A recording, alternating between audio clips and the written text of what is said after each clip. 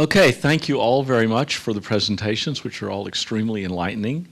And I would say, as a moderator of many panels, move us in the right direction to get going. I'm going to start off with a question, my question for the whole panel, and then we'll get to the questions from people attending here, which is each of you turn to one of the others and ask them a question. So I'm going to give you each a chance to ask one other panel member a question, excluding me, and to answer it, and then we'll go to the questions from outside. So if you have a question for one of your fellow panelists, think about it a second, then the first person to have one can grab a mic. By the way, I wanted to say, doesn't this sound like a bad joke starting from the beginning? There's a Jew, a Sikh, and a Muslim, and a Hindu. We walked into a room. I have a question of you, because I love that you had all these statistics about your community. I'm really envious, actually.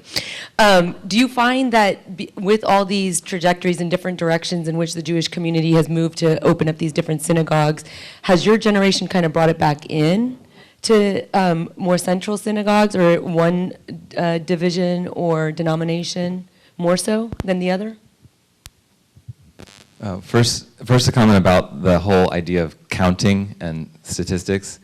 I have a love-hate relationship with that. I think the Jewish community, at least the Jewish establishment, so to speak, like organizational leadership, is a little too obsessed with numbers, and it drives a lot of our communal decisions, like where philanthropic dollars go. And you know, sometimes the numbers do lie, like whoever's manipulating the number, whoever's presenting the data gets to decide sort of the story they tell, so that's always tricky as well.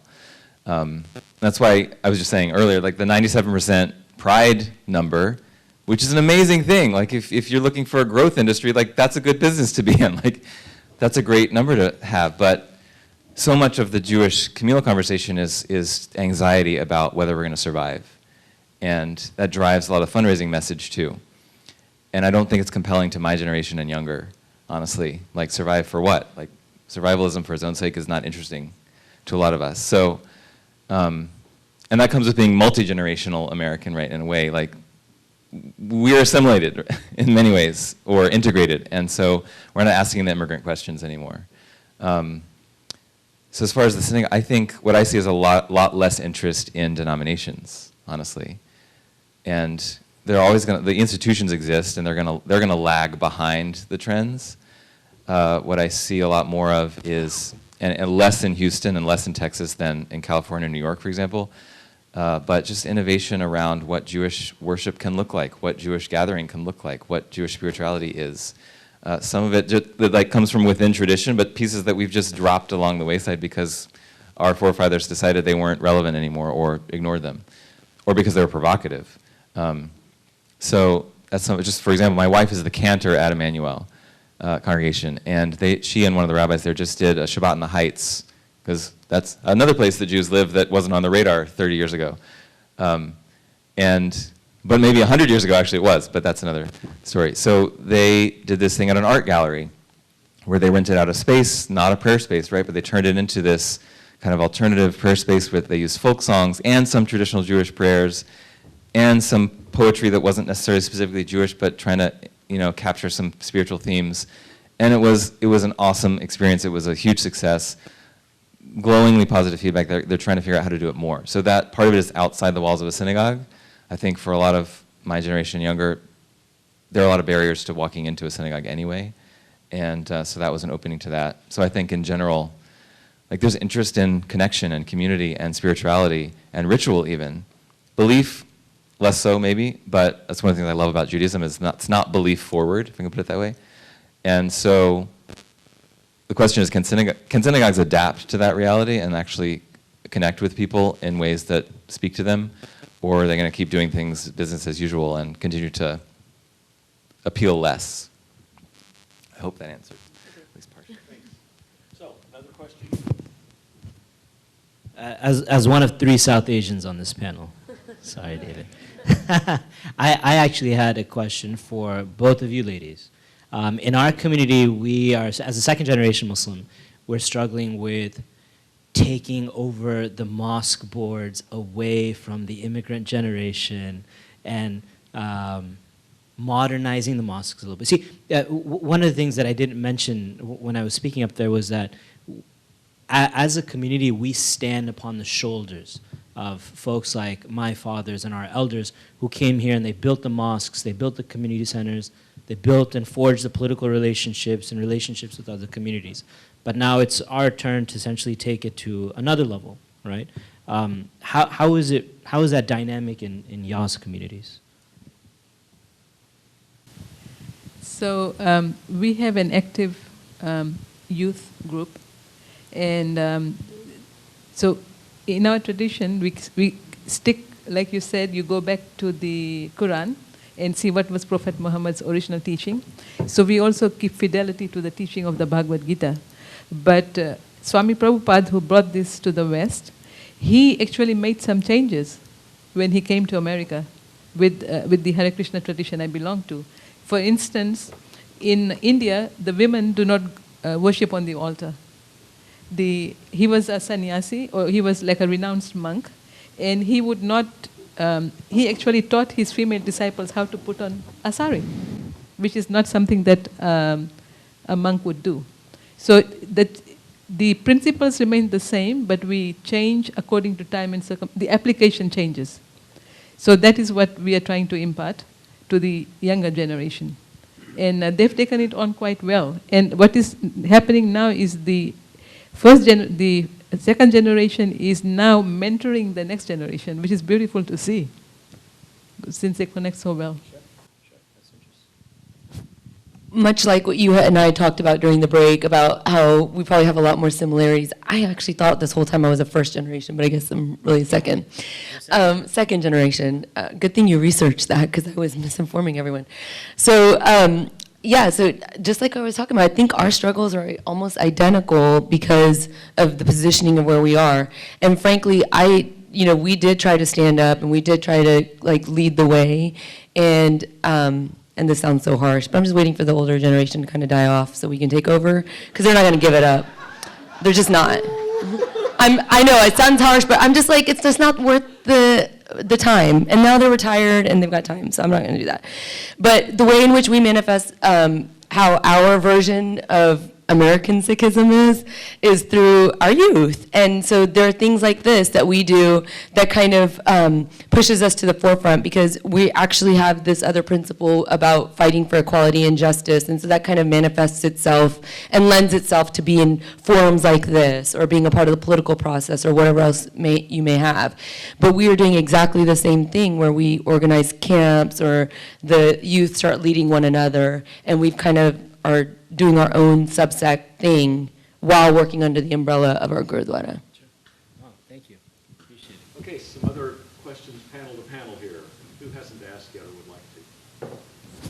So I would like to know what are the tenets of American Islam. So if I'm telling someone about the basic tenets of your faith, what would I tell them? What are the things you would want me to know? I would say American Islam is not a different. It's not a different division or denomination. It's just a different. It's just an idea that we go back essentially to the foundations, go back to the fundamentals of Islam, the 5 pillars, the pillars of belief. Who was the Prophet Muhammad? What did he actually teach? What did he not teach? What was the emphasis on?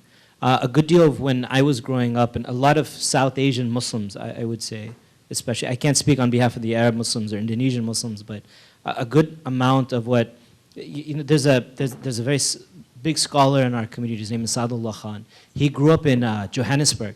And in Johannesburg, he grew up in a madrasa, which is essentially just an Islamic school. And in the Islamic school, they would always say, if you don't do this, you'll go to hellfire. If you don't do this, this is a sin. Right? You got to do this. You have to do this. Otherwise, sin, hellfire. Everything's just fire and brimstone. I can see some, looks of, some people can relate here. But then he was transferred over into a Protestant school, and in the Protestant school it was God is about love, God is about hope, etc., etc. And so when he came to America, that's the type of Islam that he was preaching. That it's not about the sin and the fire, but it's about the hope and the love, which is actually Islam. That's really what Islam at the root is. It's about hope and love and mercy and forgiveness, so on and so forth. So if you were to tell people what American Islam is, it's not that it's a different version of Islam, it's just going back down to the roots. So really, I would love to ask this question of all three of you, but maybe you can do rock, paper, scissors or something to decide. The Jewish immigrant story to America in some ways is several generations, or 100 years even, ahead of where each of you sort of planted your stories. And one of the dynamics in our history here is, as much as I talked about that 97% pride number, which is a measure recently at least, 100 years ago, and at various times, a lot of Jews have just wanted to disappear into the mainstream, leave their Judaism behind, and pass, if you want to use that terminology, whether by actively converting out or just stopping practicing. And so I guess what does that dynamic look like in your communities of a, so to speak, non-practicing person? Are there people who are actively trying to leave that identity behind? And maybe the more difficult question that we sometimes ask is, well, why be Jewish anyway? Or insert whatever religion. I can answer this a little bit more so, I feel like, because our identity is tied to the way in which we look. So we struggled with this mainly, I think more so with our generation, like mine, but my kids' generation seems so much stronger than ours, which is funny how that works, I guess. Kind of like what you're saying, they're going back. But I know that when our parents came and tried to assimilate, we had a lot of kids who cut their hair, which to us is like, oh my God, you're shedding your uniform. You're shedding what you look like and what you represent as a Sikh by having no turban, no hair, nothing, the crown on your head is gone. And so that was something we definitely struggled with within my generation. And, I'm super proud Houstonian. That's why I love that I grew up in the same exact Gurdwara that I got married in, that I had my kids in, and hopefully they'll get married and have kids there too. But like I look around there and I don't even see my friends there anymore. So I think that's more so my generation's problems, but we're bouncing back with our kids because now our kids are going back to the authentic version. So like even when we do our services, we do everything in a singing manner. And the British, when they ruled India, they brought in harmoniums, which kind of are like horizontal organ, what are those? Accordions. And so we're actually eliminating it and going back to the string instruments from before, but that's through my kids' generation, not through mine. So it's kind of weird. It's like a wave, but who knows where we'll end up, right? But we do have that panic button that you were speaking of when you were doing your presentation of what's going to happen to us and what are we doing to uphold and continue out our legacy and our faith beliefs.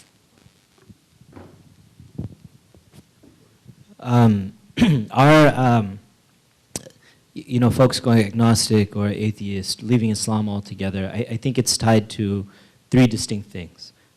There hasn't been a study done on it, of course, but I feel it's based on three distinct things. One, it's because we're a younger community here as Muslims. Again, we've been here since the 1600s, but the population explosion of Muslims has really been around the 60s, is that the imams are essentially pastors, priests, rabbis, the heads of the community, have essentially been immigrants with, again, a lot of a different perspective on Islam, who don't necessarily speak the best English in the world, haven't been able to relate to young folks like me. So when I was growing up, I would struggle to speak to an imam because he didn't really understand. He didn't know what Nintendo was and Super Mario Brothers was. I mean, Duck Hunt. I wanted Duck Hunt. My dad didn't let me have Duck Hunt. I complained to the imam, I just want a Nintendo. He didn't get it. What is this Nintendo? Play chess instead. It's like, come on. Yeah, he knows about Fortnite, yeah. So it's, we just couldn't relate. And so young Muslims, I know so many people who left Islam, came back to Islam, have this struggle because they've confused, not because of their fault, but they've confused Islam with culture, right? And a way of life rather than just what you're born into. That's one. Two, hate crimes are up against Muslims 19% since 2016. Since 2001, I don't know what the percentage is, but it's multifold. So since Chairman Trump was elected, there's been just an explosion of hate crimes and bullying of children in school. You know, there's this little girl, one of my friends, sorry, I hate this topic, but my friend's daughter was crying one time at bedtime, and she's in 4th grade, and he asked her why she's crying, and he says, because all these kids are talking badly about Muslims, and she doesn't want to say anything, and he finds out that she's actually telling people that she's from El Salvador, right? Because if she tells people that she's Pakistani or a Muslim, then she'll be bullied in school. So she's always been afraid to tell people that she's Muslim, and she's in 4th grade. And so she's crying, she's saying, I know we're not like this, but I can't stand up to these kids. And, you know, it's so sad to see that there's so much more bullying in schools, and sometimes the teachers take part in it as well, and the principals turn a blind eye, and sometimes even the school board, like in KDISD, turns a blind eye to bullying. But before Ben too, yeah. So part of why kids disassociate themselves from Islam is because they may not necessarily have the confidence to stand up against bullying. Hate crimes also gets people to change their name from Muhammad to Mo, from Osama to Bob, you know, something like that. And slowly there's a churn, like she was saying, that how'd you just get rid of your mantle? That's who you are. So a sense of a loss of Muslim identity is at the root cause of people leaving Islam or turning away from Islam from within our religion.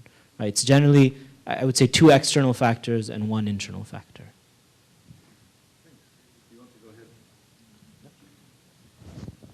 Okay, thank you all very much for taking that assignment on. I'm simply going to mention that from a demographic standpoint, I know of at least 3 different books published in the last 4 years in which Jewish, Muslim, and Christian youth workers all take on the same issue, which is what about the nuns, the lost generation. So it's not merely a single issue. And I'll just point out for larger context that we've unfortunately had in the United States waves of these kinds of pressures. Anti-Semitism, anti-Judaism has been expressed at various times. Many of you are old enough to remember in World War II when a lot of people that were named Franzi all of a sudden became Frankie. It became unpopular to speak German in public. When we identify a national enemy, then everybody who happens to have come from that group has to go, whoa. So, yeah. But we as a Sikh coalition, we keep statistics on bullying and all the rest and hate crimes in general. But our Jewish brethren are actually still getting the brunt of everything, which is shocking, right? We don't hear this. At all. And that's why I like pointing it out. Not like pointing it out, but let people know that. It's not, we get it because of our outward appearance, but they're still getting the brunt of it. Yeah. So that's something, and those of us who are not targets of these groups might want to think about that. We're going to switch gears a little bit. Now we have some individual questions. I'm going to do a few for each of you and try to spread it out. But Hansa, meditation and prayer, both terms were used in your talk. How are they different and how are they similar? In your tradition, yeah. So we have meditation and prayer for the individual and also for the collective good. The individual prayer we do just like you do in the Christian rosary and also Islam. You pray on beads for our own purification. For this age, we say that time in the Vedic culture is considered cyclical. So this is the Iron Age. And the best way to approach or to meditate on the divine is to chant, call on his name. And this is across all traditions. All traditions say how the name of the Lord is sacred. So that is individual prayer. And then, we are famous for going out on the streets and chanting Hare Krishna. You see us with the drums and the cymbals. So the reason we do that is when we call on the Lord's name, which is considered absolute, all the living entities around us, when they hear the names of the Lord, they also get purified and they make advancement. So the prayer is on the name of the Lord. The name of the Lord is not different from him. And we meditate on the Lord, on the name, and the meditation will reveal the Lord's form and his pastimes. Thank you. Sharik, a question that's also of the technical nature. Most Americans are monolingual. Islam has the Quran in Arabic that's only the Quran in Arabic. Your generation of Muslims, how are you working with these two languages and the normativeness of the Arabic Quran? That's a really, really good question. So the Quran was revealed to the Prophet, peace be upon him, who was, I don't know, fun fact, he was actually illiterate. He never learned how to read or write. But it was in the Arabic language, and to this day, it's memorized by children all over the world in its original Arabic form. And when we read the Quran, we read it in Arabic. Now, there's a disconnect between reading it and understanding it. I can read Arabic. I can speak Arabic, but I don't necessarily know what I'm saying unless I go out and research it myself. There's an English translation, and there's multiple types of English translations. Because Arabic is something, you know, when you read the English translation, when we say it's taken out of context, it's because the translation might be wrong, or the translation itself is taken out of context. To give you an idea, there's words in Arabic that could mean 16 different words in the English language. It's a very nuanced language that demands context. So there is a disconnect between knowing the Arabic and understanding the Arabic, and that's something that our generation is struggling with. We will continue to read the Quran in Arabic. We'll continue to make prayer and worship in Arabic. But when we communicate to God, when I supplicate, I always supplicate in English. Okay, thanks. And I'll just say, for those that are interested, it's quite easy to buy a number of different English translations of the Quran, and therefore to compare them and get a sense of this. And there's several. So a question, Rabbi, how does your community, first, are there Messianic Jewish communities here, and how does your Jewish community understand the group that identifies as Messianic Jew? Yeah. So that's I'll leave it first. to you. That's Start with the question. question: what is a Messianic Jew? That's a really interesting question, and more provocative than you probably realize. But anyway, yes. So I don't know how many. I'm sure there are Messianic Jewish congregations in the Houston area. I don't know them.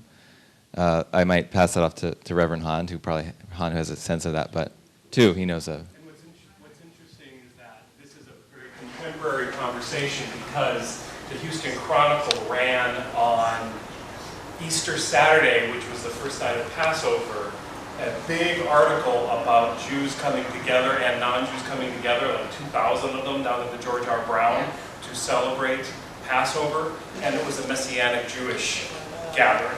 So it was a little provocative in that the Chronicle covering a Jewish Seder, choosing to cover a Messianic Jewish Seder, was brought up quite a bit of conversation with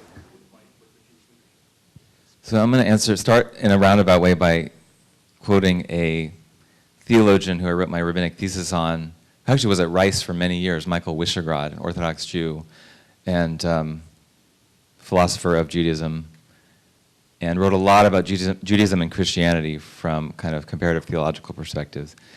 And one thing he said was that if Jews know nothing else about Judaism, they know not Jesus.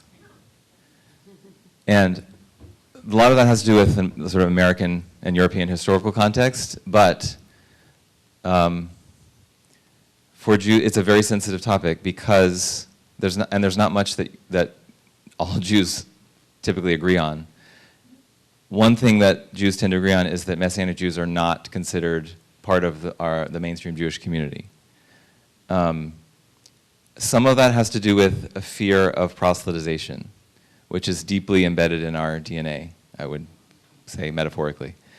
And I think in some cases it's probably well-founded in that there's sort of like venues for which Christian missionary efforts can bring Jews into the fold. Jews get really, I think, get really sensitive around that, rightfully so. So it's a really dicey issue. I think, look, I'm not anyone can practice whatever religion they want to practice. It's not about that. It's partly about labels and what kind of title you claim for yourself. I actually wish Jews weren't so afraid of Jesus and New Testament, like knew more about it. Because I think there's so much, and I wish Christians knew more about how Jewish the New Testament is and how Jewish Jesus was. And so, with my own soapbox in there too, a little bit, you're getting a hint of, but yeah, what was the rest of the question? I got a little distracted. Okay. Yeah, it's very complicated, and I think typical Jew in the pew, I would say, of a synagogue is wary of Messianic Judaism, if I can put it that way. Yeah. So I'll just add, yeah, I think that was a very nuanced answer. I work with the AJC and other Jewish groups in Dallas quite a lot. I've never met a Jewish rabbi who would say that a Messianic Jew was a Jew. Never. I've heard every one of them say a Messianic Jew is by definition not a Jew. So that's a stronger statement than you made, but I'm telling you what I've heard. Yeah. That's not that surprising. I do think it depends a little on how you define what and who a Jew is. But for example, Michael Wischergrad, again, the theologian, wrote a letter once years ago. There was a cardinal. It came out maybe in the late 70s or early 80s. I can't remember his name now. Who it turned out had been born to a Jewish family and was hidden by Catholics and raised as a Catholic and became a priest and ended up becoming a cardinal. So was, in this theologian's view, biologically Jewish. Now this theologian had a very embodied sense of what Judaism meant, and so if you're born into it, you are. And he wrote a letter to this cardinal basically saying, it would say a lot, and he liked pushing people's buttons a little bit, but it would say a lot if whether you stay a cardinal or not, you should also practice Judaism because you are a Jew, and the covenant with Israel is incumbent upon you as a Jew, even if you have decided to also become a Christian. I'll let you get your heads around that a little bit. It's an interesting idea. Okay, thanks. And I think it raises an issue that runs through 2 or 3 of these questions, so I'll just raise it now, which is who is what they say? How do we identify ourselves with a religious label? Who falls within the label that we use for ourselves? And who falls out on the other side? That was a question I was asking in the break. And obviously the diversity of all the communities begs this question.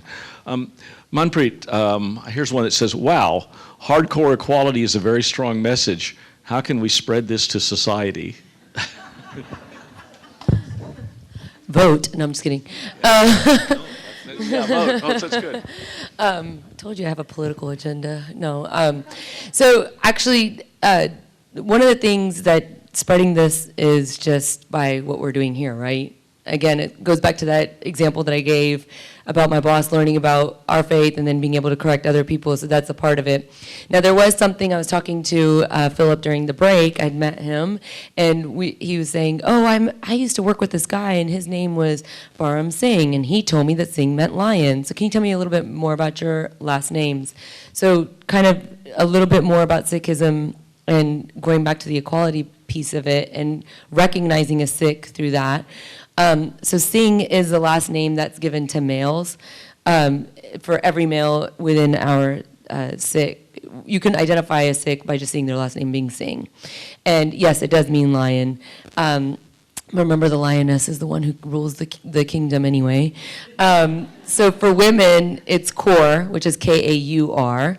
And then, of course, it begs the question, well, why is your last name Singh? Well, my parents immigrated here in the late 60s, and my mom had Kaur. They said, well, you have to have a family name, so they wouldn't let her have her own separate name because the U.S. was sadly behind a bit on that. So our family name became Singh, and so therefore that became my name. And if you've met an attorney before, we're the laziest, so I haven't done my name change yet. So that's the short answer for that. But the last name thing is a 2-part deal, right? We talked about the women and men being equal and having their own identity and own last name. But it was also because in India, you can actually tell from somebody's last name where they stand in a class because of that hierarchical system. So if I meet a Gupta, I'm like, oh my God, you're really rich. You start judging that person, you start thinking, you categorize them, and you put them where you need to put them in your mind. And that was another way to eliminate that too. So it was a 2-fold reason as to why we had these last names that kind of put us on the equality bench.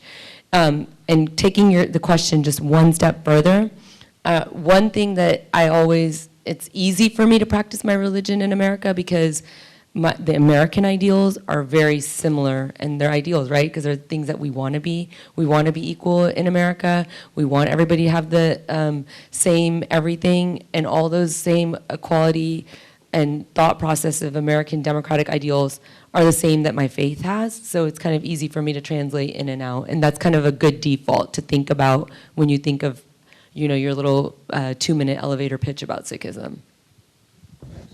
Yeah, I lived 7 years in Malaysia, and I met a remarkably number. I was working at the university, but I kept meeting all of these gorgeous young women whose name was Kaur.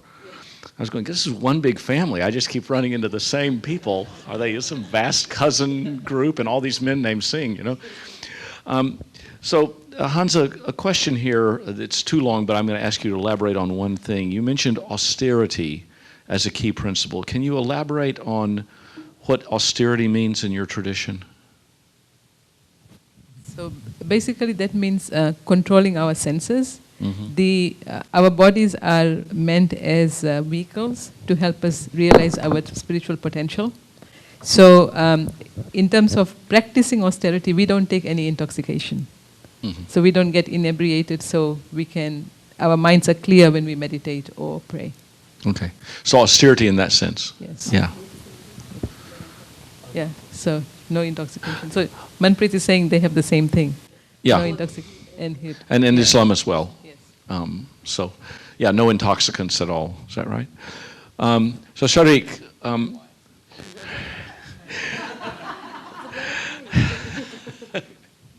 I'll come think of Purim.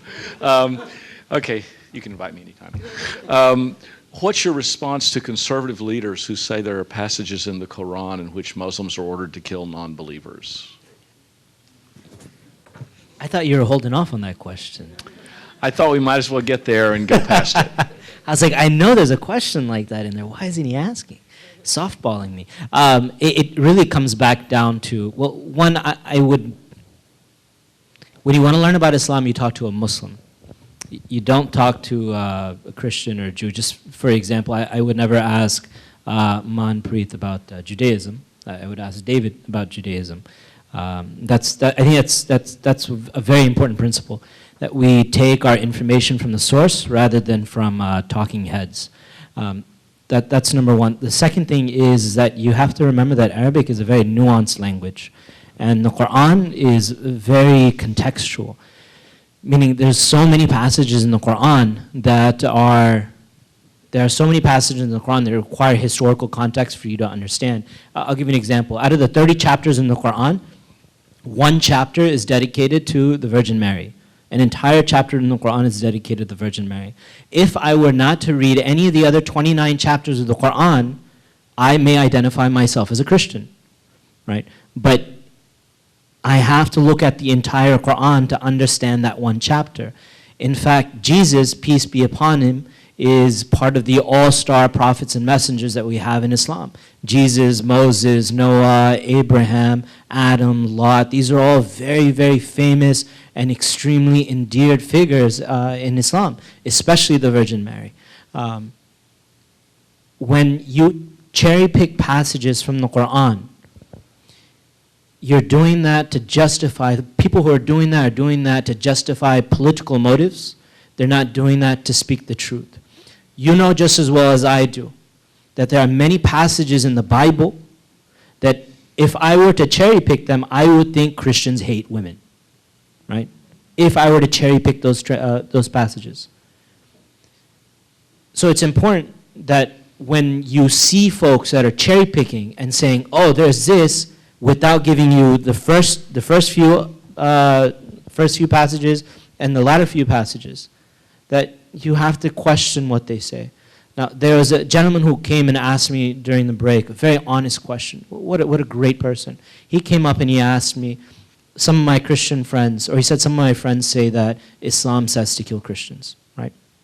Excellent question. I loved it. Very honest, very straightforward, and that's how we have dialogue. That's how we have conversation. But my answer to that was simply no, that's just not true. If that was true, then the Virgin Mary wouldn't hold such a huge role in our lives. Jesus holds a huge role in our lives, right? Jesus is going to be the one that comes down. He's the Messiah who fights the Antichrist, who makes sure that Gog and Magog are defeated, right? Jesus holds a huge, huge pivotal point, a pivotal aspect in our faith tradition in Islam. So killing Christians, killing Jews, that's just not part of who we are. You will find in the Quran, there are passages that say, kill the disbelievers where you find them. Yes, you will find those passages. But those passages are related to a specific battle, and at the time of the Prophet, peace be upon him, in Medina, when people who were not Muslim were breaking treaties and attacking Muslim villages and killing Muslim women and children and elderly. And so God gave the instruction, you're not pacifists. He tells us Muslims that you are not pacifists. If you are being killed, you will fight them wherever you see them. Right? You will win. And that's very important. So, and that's for us in the Quran. As Muslims, we're not pacifists. Right? If, just like you all, if I enter your home, you're going to get pretty upset. And I feel the exact same way. Right? So when folks are cherry-picking passages like that, it's really important to question their motivations and where they get their source of information as well. Great. So I'm going to follow up on that question with all of you and generalize a single question here, which is a really good one. I'll ask you I'll put it this way. For each of your faith communities, if you want to start a good conversation, not an easy conversation, but a good conversation, what's the one question that a person should ask a person of your faith to begin to have a serious conversation? And I'm going to start here. You can give it some thought.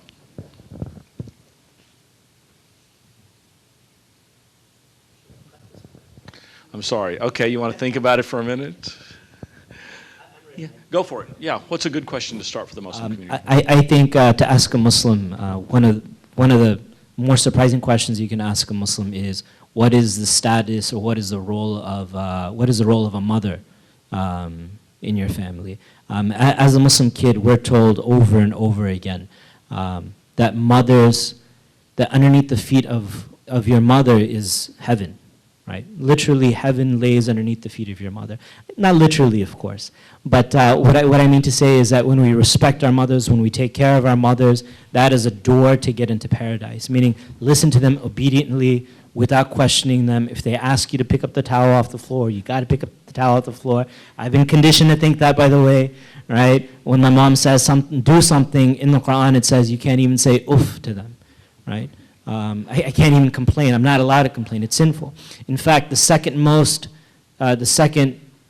harshest, most craziest sin in Islam is disrespecting your parents, right? It's not even murder or suicide. It's just disrespecting your parents is a very strong sin in our tradition. So mothers hold a very big role in our faith tradition. In fact, the Prophet Muhammad, peace be upon him, was approached by a Muslim, and he was talking about issues that he was having with his parents, and he said, who should I respect more? And he says, your mother. And he says, okay, then who? Your mother. Then who? Your mother. Then who? Your mother. Then who? Your mother. Then who? Your father. Right? So 5 times mother, 6 times father, so if you ask a Muslim a question about what role do Muslims hold for women, for mothers, there's going to be so many deeply entrenched feelings that come out, because every son, especially, and every daughter, my mom used to tell me this all the time. So they can tell you a bunch of personal stories as well. Great. How about from the... So I would ask them, what is your daily spiritual practice? Because we practice our practice is every day. So the spiritual practice, or what we call sadhana, is about a 2-hour piece or more every day.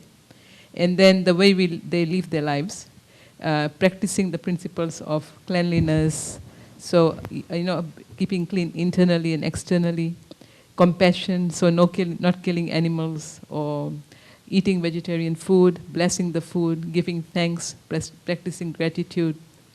So compassion. So, and it's in everything we do, how to keep the divine or God at the center. And because this is something that they practice every day, one would get a lot of clues or ideas about how to actually live a life which is based on improving our consciousness. And Rabbi, what's your answer? And then I'm going to Manpreet. I think I would encourage you to ask, and part of this, I have an agenda around this question, but to ask Jewish people and Jewish families how their families got to this country. Ask them to share those stories with you. Well, being the youngest religion, well, I guess the Baha'i faith kind of took that title from us, but really just what's a sikh?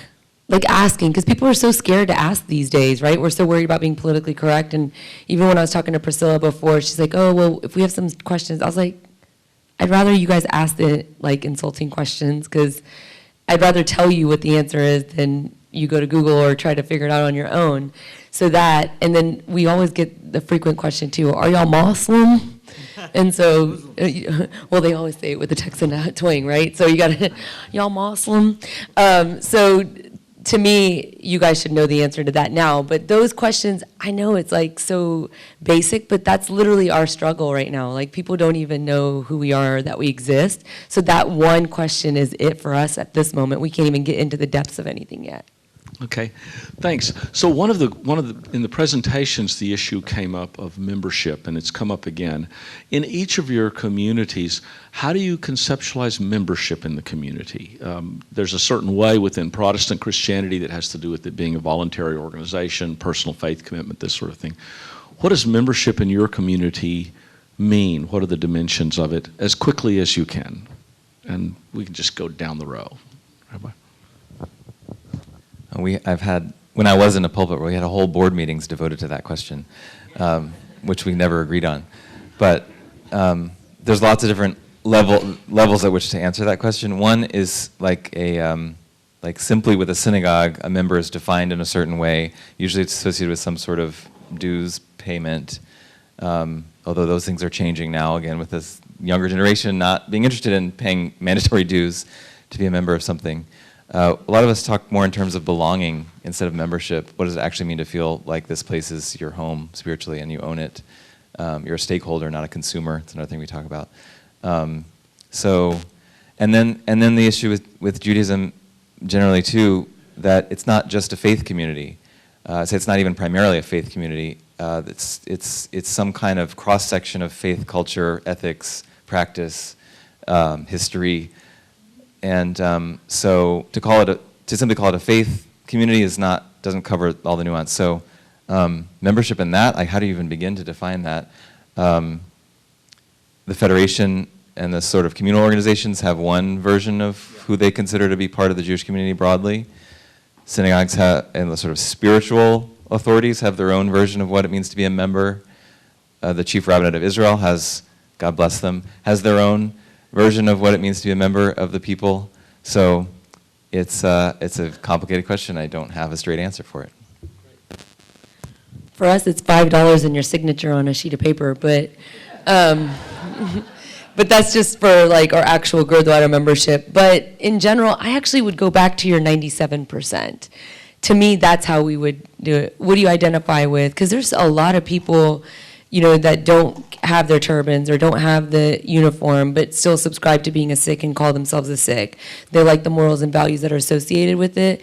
And it's hard for me personally to say, okay, well, who am I to define it? But at the same time, you kind of have to subscribe to something to be able to do that. But I would actually fall back to your same definition that you guys used for the 97%, is what I would think that we would look for as well. In membership, as a Muslim, doesn't mean anything. There's a famous Metallica song, "Wherever I Lay My Head Is Home." I don't know if you guys know it or not. But I can go to any mosque here in Houston, in Chicago, in Moscow, in Malaysia. It doesn't matter. I'd always be welcome. I could stay there for services, for programs, for lectures, for meals. We don't have a system membership. We do in Houston have a system membership among some of the societies, and that's purely for political reasons, to be able to vote the boards in or vote them out or be able to say that the votings have been rigged in the board elections. But that's the only benefit of membership. It's just at the local societal level. So in our scripture it says that anyone who calls upon the name of the Lord once is considered part of our members. You just have to call on the Lord's name once, and you're in. But for baptism, what you would say, there are strict rules. We have to chant a certain number of names of the Lord every day, and commit to following the 4 regulative principles of freedom that we talked about: cleanliness, austerity, mercy, and truthfulness. And we are very open. Anyone can come into our churches, into our temples, and you will be welcomed, because we consider everyone as a child of God. So it doesn't matter the color of your skin. Everyone is welcome as a member. And we have that very basic definition. If you call on the name of the Lord once, you are considered a member. A question came up with regard to Islam, of getting back to the root faith, root beliefs of the community from the standpoint of American Islam. This question is for the other panelists. Do you find a movement in your own traditions to get back to the roots? And I think, Manpreet, you've said something about that a little bit. We'll come back to you then. What about in the ISKCON community? So for us, the root of our tradition is the calling of the names of the Lord. And our second generation are very enthusiastic about that. They're not so enthusiastic about their personal prayer. So that's something we struggle with. What we see is, once the second generation have their own children, they're more committed to the faith because they want their children to grow up in this faith. And I think you'll see this in a lot of communities. And of course, the scholars say that if the next generations take up the process, then we know that the religion is successful. So we see that very much. And I'm curious, do you see, because the International Society of Krishna Consciousness is on one hand Hindu, very ancient, but on the other hand is quite a new movement historically, do you see that new movement historically related to a recapturing of Hindu tradition? Yes. So Krishna, or God, incarnates or descends whenever we said there's a rise of irreligion. So 500 years ago, he came as his own devotee in the name of Chaitanya. Mm-hmm. And he started a renaissance. And I'm bringing up this example because for this age, like we said, the chanting of the name of the Lord is considered the highest principle. Mm-hmm. And the acharya, or the teacher, or the role model for that was actually a Muslim. Oh, interesting. Okay. So that's very broad, yes. Yes. Okay, what about in the Jewish tradition? I love this question, and I love that answer, because I kind of think there's no such thing as the original. I think everything was always mixed and derived and hybrid. But I think there have also always been attempts at achieving authenticity through the pursuit of the so-called original. Now, that's not to say there aren't things that are disingenuously disconnected from some earlier version of a faith, but I think often these are sort of games of power and not spiritual pursuits. And America is a particularly right place for that, because America is all about severing roots, and in some ways, even like the fact that it's a Protestant country in its roots, that Protestantism in some ways was about like shedding the authority of the history of centuries of interpretation of the church and getting back to the Bible. Get it out there in German so we can just have direct access to that. In Germany, yeah. And for me too, like Reform Judaism, the fact that we have denominations in Judaism is a modern invention. Those started in Germany also, and incidentally, in the 1800s. And Orthodox Judaism, what we call Orthodox, modern Orthodox Judaism, is a reaction to Reform, actually, not the other way around. There was no reason to have something called Orthodox Judaism, because there was just the way Jews lived, and we don't have a label for it. Some people call it traditional, although that's weighted and has an agenda behind it too. So I do think there's always this search for the original or something that was to reclaim something. And I do think we should engage with those texts, because they're actually the most provocative thing you can do is reread the original text, because they'll often point out that the stuff we take as gospel truth, so to speak, is really stuff that was added later. So I encourage trying to go back to the original and the basics, because you'll be shocked at what you realize was added by some later authority. So I see it happening within Judaism too. I think, the folk music movement after the 60s, what happened is Jews would go to summer camp and have this amazingly immersive, lively spiritual experience with folk style singing, and they'd come back to these suburban synagogues with organ and choir and be like, what is this dead, cold, institutional stuff you're giving us? Right? I said Jews are just like everyone else, only more so. So, yeah.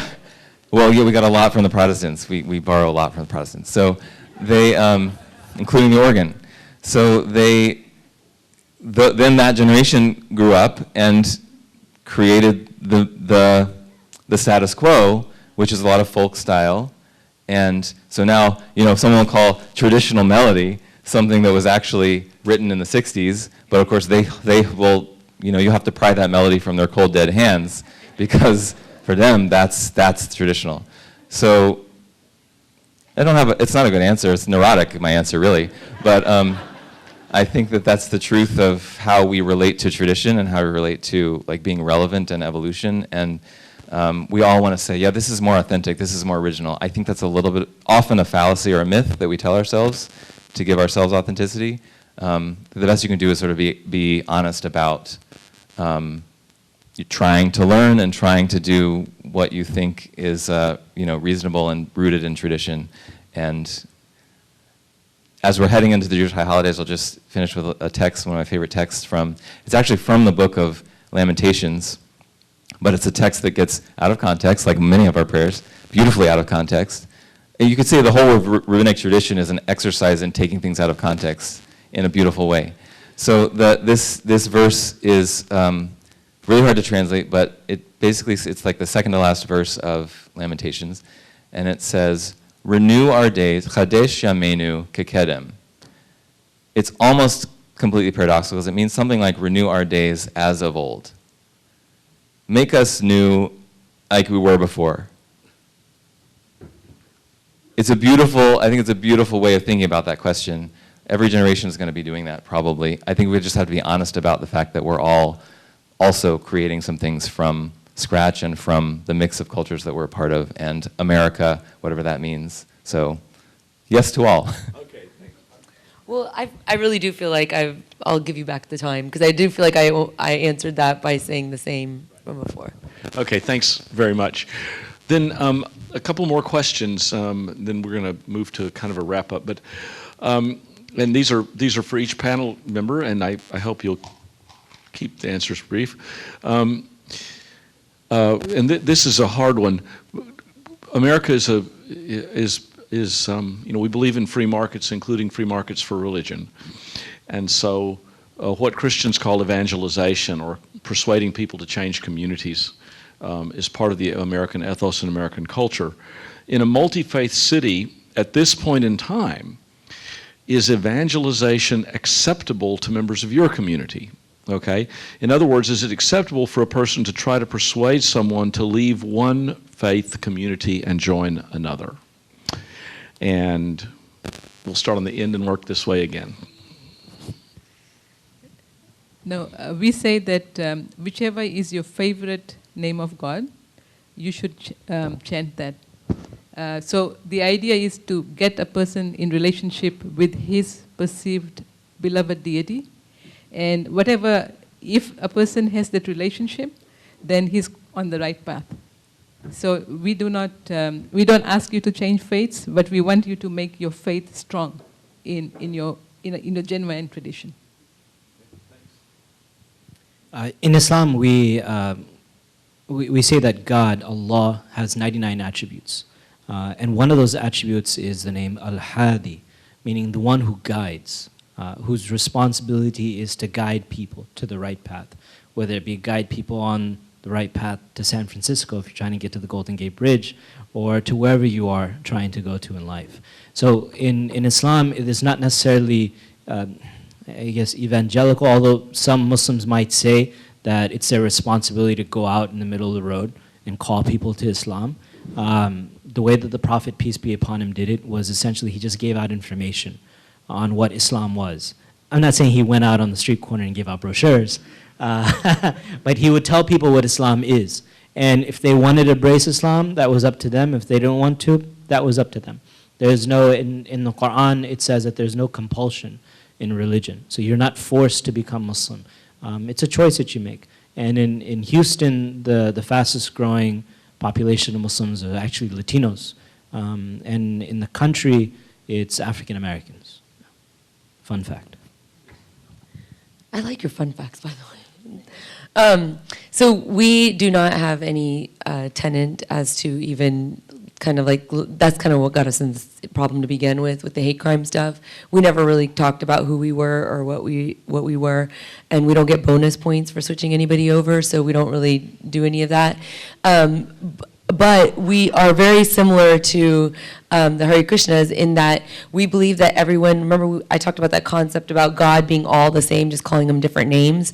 So same thing, we believe that you're on your journey and we're all going to the top of the mountain and you're going to take a different route and a different trail. And I'm going to cheer you on your route, you cheer me on mine.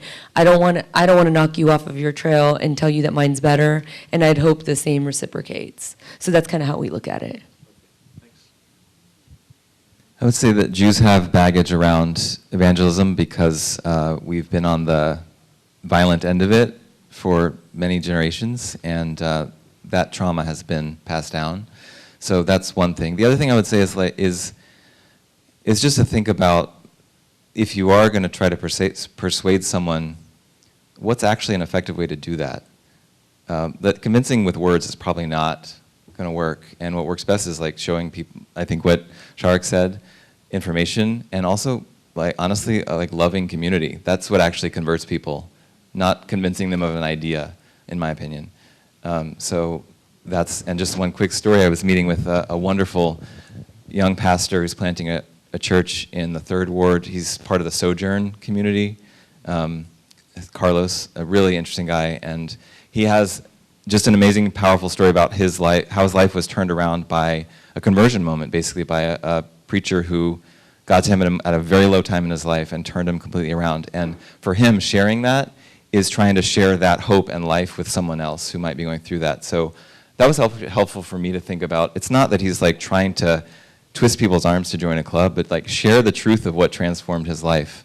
And God bless that in a real way. Like, why not? Okay. Thanks very much. I'm going to add just a conceptual framework for this, and I'm going to preface it by my own personal history, which you all heard. I lived outside of the United States for 20 years, and in the 20 years I lived outside of the United States, my community, the Christian community, was a minuscule minority, about 3.5% in mainland Malaysia. The dominant community was Muslim, considerably the dominant community, but we were also smaller than the Buddhists and the Hindus. And then Singapore, very similar, although there were different power structures. In Austria, I was one of 1,200 Methodists in a 99.9% Catholic country. And what I learned in those 20 years is that where you stand vis-a-vis persuasion to change communities is different when you are a minority that feels powerless, right? When overwhelming power can be brought to convert your children just because of the sheer numbers and social conformity, then you become defensive, right? They're trying to take our kids. And so questions about the freedom of speech and freedom to evangelize and this sort of thing really look different when you're in a powerful majority than when you're in a minority that's trying to protect its own identity and maybe protect its children from falsehood and other things like this. And I think that's often hard for those of us in the Christian community in the U.S. to recognize the overwhelming social and cultural and persuasive power that we have before we hand out the tract, before we even begin. The conformity required of people in a neighborhood to do something at Christmas time, even though they're not Christians. So I have to tell one other little anecdote. When I first came back, my family first moved to Dallas, I joined the Boy Scouts, and the Boy Scouts laughed and said, "We're selling Christmas greenery this year. We have the neighborhood for you." And this was the neighborhood along Hillcrest Road between Alpha and Spring Valley in North Dallas. And it took me about 4 blocks of knocking on doors where very kind people said no thank you or maybe bought some small thing to realize that every single door frame had this little thing that indicated it was a Jewish household, and that they had in fact sent me into the Jewish stronghold of Dallas to sell Christmas greenery as a sort of a newbie joke. But I thought, okay, that's that little community, but everywhere else, right? Everywhere else it's different. So a couple of questions to kind of begin to wrap this up. Are there particular things that you wish well-meaning people would do or not do with respect to your faith? So we'll assume well-meaning people now, but what are things that you wish they would do or would not do with respect to your faith and faith community? And pick it up as you would. Judge. I mean, and so I was speaking to a lady outside, and she says to me, she's like, I grew up and, you know, I always worry about my little black boy, and I realize that you worry about your boy too. And I'm like, yeah, because your kid's being judged and my kid's being judged. So that's something I wish the world would stop doing. Others?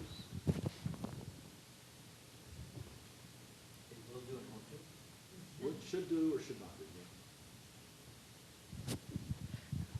do? I would say from my community's perspectives, one is what you should do is approach us, because a lot of us live in fear and we're scared to talk about who we are just because of the current political climate. I would say please do approach us and ask us any question under the sun. And I will tell you 100% of the time we will be so happy that you said something to us, because we're dying to talk about who we are, because there's so much out there that says of what we're supposed to be and what we're not, right? So we really want to talk about who we are, but we just don't, we're just afraid. What you should not do is come with, and it's really hard, but preconceived notions. You know, don't be politically correct as well. Just be straightforward. Just be straightforward, and just like the gentleman asked me the question, it's like, I have Christian friends who believe that you should kill Christians. It was such a simple question, and it was such a beautiful question, right? Very non-offensive, very incorrect politically, I guess you would say, but we have to know one another, we have to talk to one another, we have to ask each other these hard questions, otherwise we're not going to overcome the hurdles, and our kids will not be able to live in peace the way we want them to.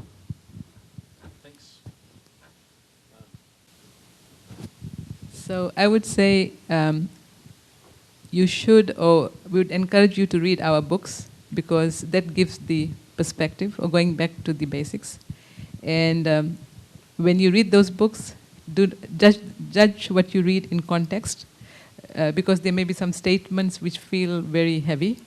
But if you study the book fully and not cherry pick, like you said, you'll get the essence of our religion.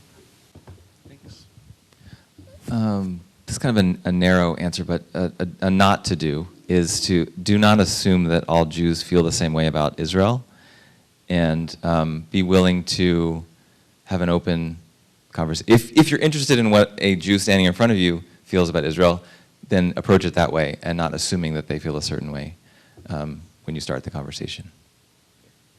Thanks. So, concluding question, and then we're going to have a short video, so I'm going to ask if the tech people are here and can make the thing go down. That would be fabulous. If we can't, we won't do it. I don't see anybody. Okay, never mind. But you guys can answer this question while we think about that. What is the greatest challenge your community faces in relating to people of other religious faiths here in the United States? What's the greatest challenge you face in relating to people of other faiths? I'm going to say it's a double challenge of time and ignorance.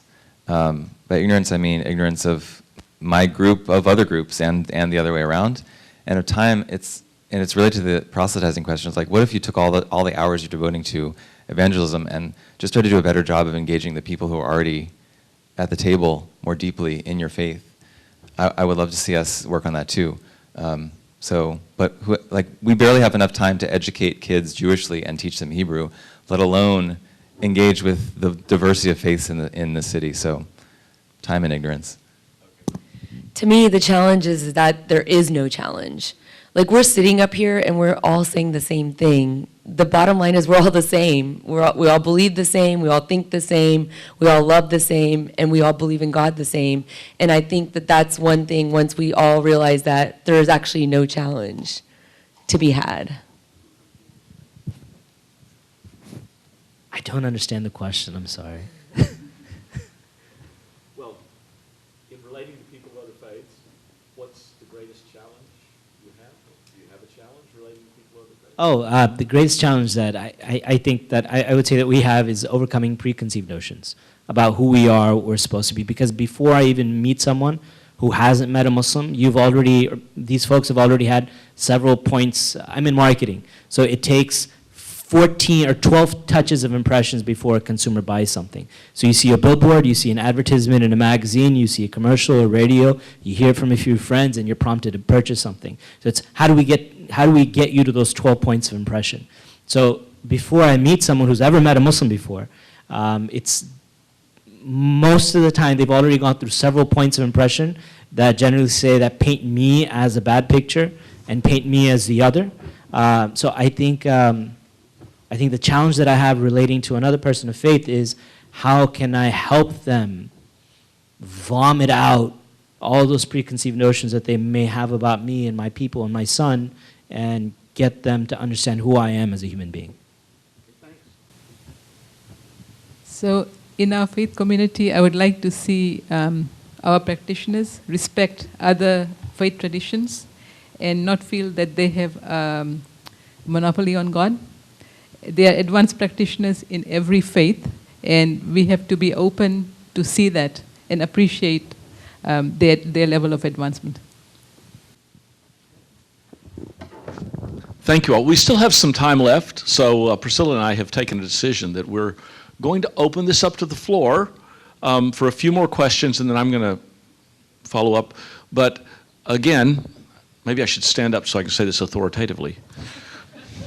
As we said in the first half before lunch, a question is a single sentence followed by an interrogative. And so I'm going to ask that if you have a question, that you stand up so you can say it in a big voice. I'll repeat it so it makes sure we get it on the videos. And if it's directed to one panelist, then please name that panelist at the time of the question. If it's directed to all of them, say that at the outset. And we'll take 2 or 3 questions while we have some time, since we have some time. So are there other questions that we missed? I know I didn't answer every single question you all wrote down, so maybe someone wants to bring one of these up.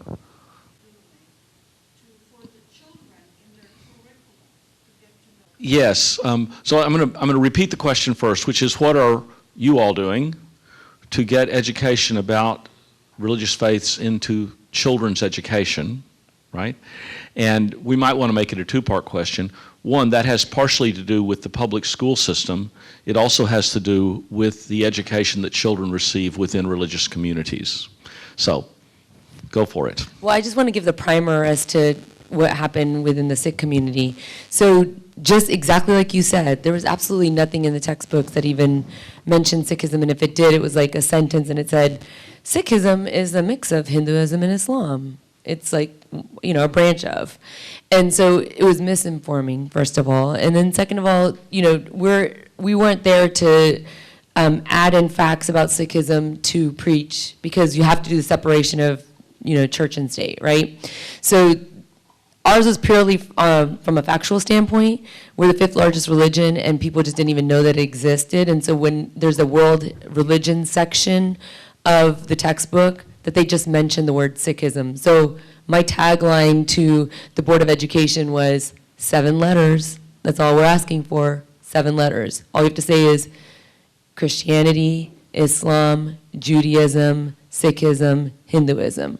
We just need to be included as a part of that thing. So by no means was it a stretch of, hey, this is a way for us to tell or preach about our religion. It was just literally to inform people that we even existed.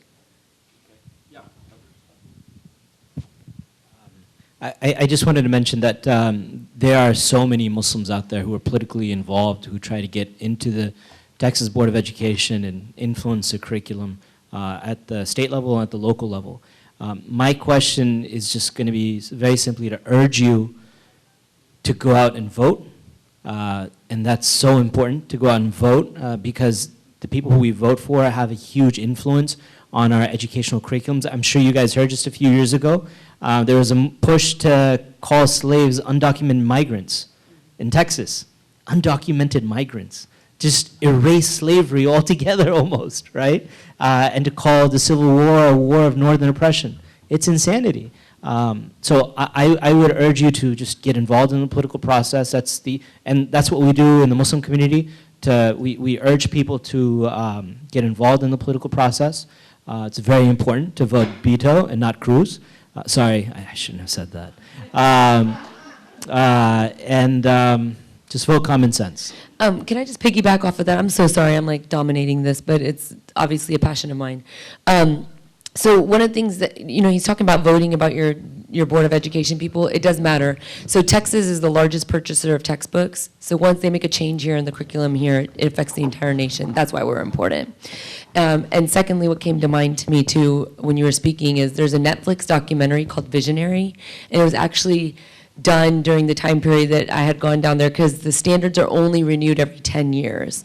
So that debate that they had at the time about slavery and Civil War, that happens and then it comes back up again, 10 years later, and it's those people that are in office at that moment that have that power to change it. But watch Visionaries and you'll see the whole process and what it means. Thanks. So from our others, please. So the Hindus of Houston have actually written textbooks which can be used in HISD and school districts talking about Hinduism. And that's, it's really in place. And also I wanted to mention that Interfaith Ministries is producing a video about faiths in our community. It's one of Greg's projects to educate people in general about the faiths in our city. I would turn to some resources that the ADL can and does provide throughout the city, as the Anti-Defamation League. That's from the communal defense side of Jewish world, but they fight discrimination of all kinds, and they have a No Place for Hate curriculum that's in a lot of schools, I think, around the country, and they have an anti-bullying campaign as well. That's one way to get some of that out there too.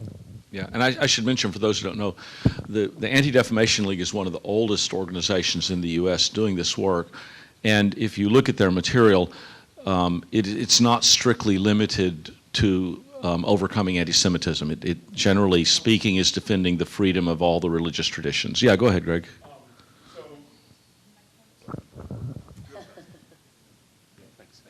So yeah, we are producing podcasts and videos and resourcing in this way with Interfaith Ministries. Our friends at the Boniek Institute are also developing religious literacy curricula that is aligned with Texas educational standards as well. So they're also working on this too. Thanks. I think this is a really appreciated, very important question. For many, many years, decades actually, the way that local school districts interpreted the separation clause of the U.S. Constitution made them increasingly fearful of teaching anything about any religion. So it was easier to teach nothing than to teach something that would become controversial and result in a lawsuit. And Stephen Prothero and others have written about the deleterious effect of that in public education, which is when you don't teach it, it just creates ignorance, not fairness. So now moving back and sort of not creating ignorance, but also creating fairness becomes a critical issue. And what about within your communities? What do you do about helping the young people understand that they live in a multi-faith environment? I actually kind of think young people get that better than the rest of us, but so some of it's maybe learning from them. And also, I'm a political organizer organizer. I'm not with a congregation specifically. I'm with my denomination's social advocacy group in Texas, and a lot of the work we do is in coalition with other groups. So some of that is coming together with other people for learning and also for sharing stories around public issues that we can work on together. So I guess this is the 12th touch point of saying interfaith ministries, but that's kind of how we kind of work together, because they usually say, hey, we need like 3 token 6 for this project, and so you guys can intermingle. But that's kind of how we do it in terms of cross-cultural. We really do rely on interfaith ministries. I know I'm joking about that, but we rely on them very heavily. They are so helpful to bringing people to our place of worship. They're helpful in bringing our kids into other places of worship. So that's kind of how we do it in terms of opposite, but within our own faith, we have camps for children, and we work well with, we have like youth leaders that help kind of get that messaging across. So that's how we do it within our own faith. Within our own faith, we do have dodgeball tournaments with Muslims and Christians, and I've been for the longest time trying to organize a paintball tournament between rabbis, pastors, and imams, right? Call it "Bring Back the Crusades." Convivencia. We could go to Spain, right? But it's just you pushing kids towards Boy Scouts, Little League, soccer, so on and so forth. It's just, I wouldn't say it's making them aware of being multi-faith, or that we live in a multi-faith environment, as much as pushing them to embrace and embody American values. Okay. Thanks. So we have Sunday school classes, and also in our curriculum for our private schools, we teach other faith traditions and encourage inquiry amongst the kids. Yeah. Okay, thanks. I'm going to just, this is anecdotal but not anecdotal. A Pew Charitable Trust survey about 6 years ago asked about different faith communities and their embrace of what were called core American values. And the way they identified the core American values was by looking at the majority population of the United States, which is Christian, and asking about what are their core American values. And then looking at the top 5, and then asking Muslims, Hindus, Sikhs, Jews, and others, what are your 5 values? And the interesting thing is, across the board, there was better alignment between these other religions and the 5 core values than there were among the American population overall. So it's quite interesting. I can show you the data on this if you're interested. I think we have time for one more question. Let's see if there's anybody else first. If not, it's yours. So the question was, for those of you who didn't hear, what does the father say to the little girl who's crying because she's been bullied because of her being Muslim? And she denied it to her classmates, yeah. He told her it was okay to be who she was, and he worked on building up her confidence, self-defense classes, but working to build up her confidence. And then when he told me and he told others, he had posted it on Facebook, it's the community really sprung into action and started parenting classes, identity classes, to empower kids, especially kids at elementary school, that they can stand up for themselves. You have to understand that, especially from the kids from South Asia, the immigrant culture, the British really made South Asians, I'm sure Auntie will know better than I, pacifists, right? They pacified, so we wouldn't resist against, or my ancestors wouldn't resist against their brutal occupation. And so they turned us into a people who were just pacifists. And so whenever a South Asian is bullied or harassed, the first thing is not to talk to the cops, it's just to go home, complain about it, sleep it off, and then wake up the next day, right? So it's changing that mentality that no, we're not pacifists by nature. We're not pacifists, and just to stand up for yourself. And so inculcating identity, and that's not just something that we went through, by the way. The Sikhs went through that big time. Basically, anyone who doesn't look Caucasian, I think, has had to go through that at some point in time to be proud of who you are. I think, and especially for our faith tradition, because statistics have shown that our kids get bullied the most, sadly, 75%. And since Trump's election, it's gone 5-fold, I believe. Not only bullied by kids, but hate crimes in general, like by adults. So, what's really important to remember is that young kids that bully become older kids that bully. So to me, it's very important to catch them at a young age to try to mind correct that idea of being a bully to anybody else.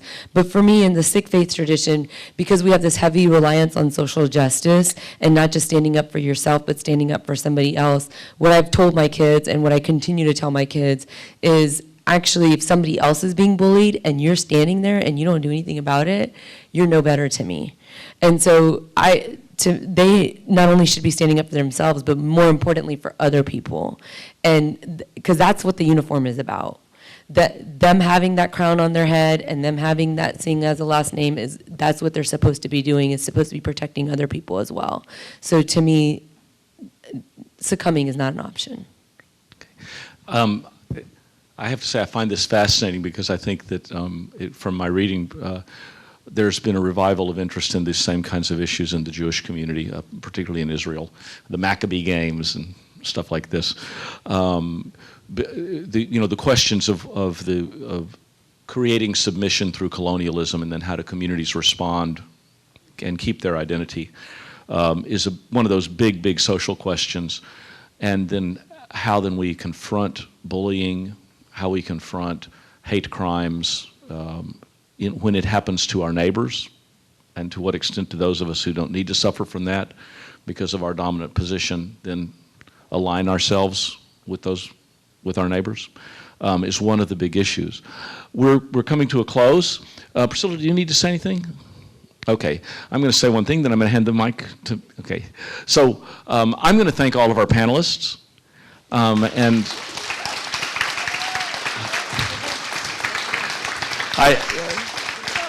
I also want to thank Greg. I want to thank Priscilla for the opportunity to for us to come together and do this. And I've gotten more chances to talk than anybody else. So thank you, Priscilla. That makes me feel good. I'm about to return home to my nieces, their mothers, aunts, and others, and I'll be into forced silence for a couple of days. So. Thank you, Priscilla. I'll thank you all again. I think we've learned a lot, and I think, we've learned a lot. The church has hosted us well. I'm going to let Priscilla have the last word, and maybe Greg. Here, you take it first.